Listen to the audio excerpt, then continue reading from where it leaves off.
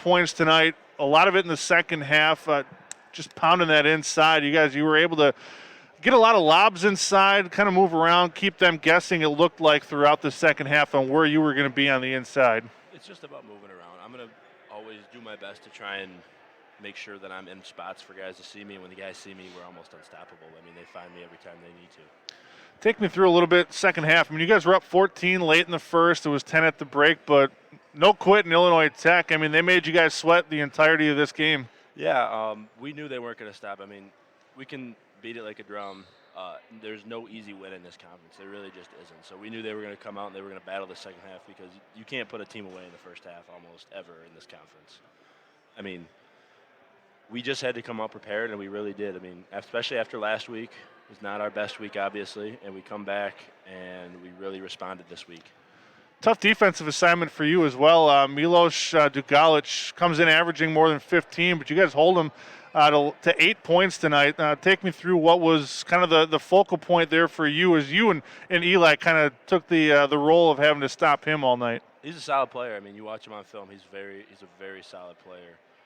For me today, it was just all about making sure that he's going right and trying to make him take some tough jumpers. I mean, I made the mistake of fouling on a jumper earlier, so obviously that's going against what we were trying to talk about with the game plan. But the whole plan was trying to make him shoot over me and then trying to make sure that he had to finish to his right. And I feel we executed the game plan pretty well between Eli and I. I mean, my defense isn't always the greatest, but I definitely made a point tonight knowing that I was playing against one of the best players in the conference tonight, making sure that my defense was up to par tonight. 3 weeks left in the season. You're right there in third place. What's going to be the key for this team the rest of the way out as you maybe try to move up in the standings, and we'll see what happens possibly in the NAC tournament? I mean, the big thing is just us staying together and making sure we're running our stuff on offense and then just making sure that we have energy going through warm-ups. I mean, it really does all start with warm-ups. It goes to the bench. I mean, our best games that we've played, I mean, it was a great example tonight. One of our better warm-ups of the year, one of our better bench energies of the year, and we definitely played a lot better.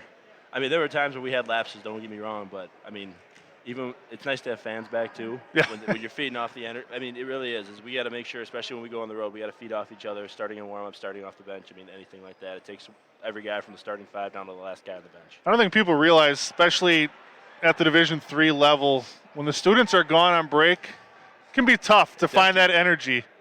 Yeah, there's not a lot of people here, a lot of just parents around and all that stuff. But, I mean, it's nice having fans back, but we got to make sure that we stay together as a team. We got to make sure we're bringing the energy every night in, night out. Yeah, and tremendous turnout tonight. I believe a lot of student athletes here in the Edge Dome, and I saw you guys talking to them a lot throughout the game. So congrats, another big win. Enjoy it, and we'll look forward to seeing Edgewood 4 more times here on the home floor before they wrap up the regular season.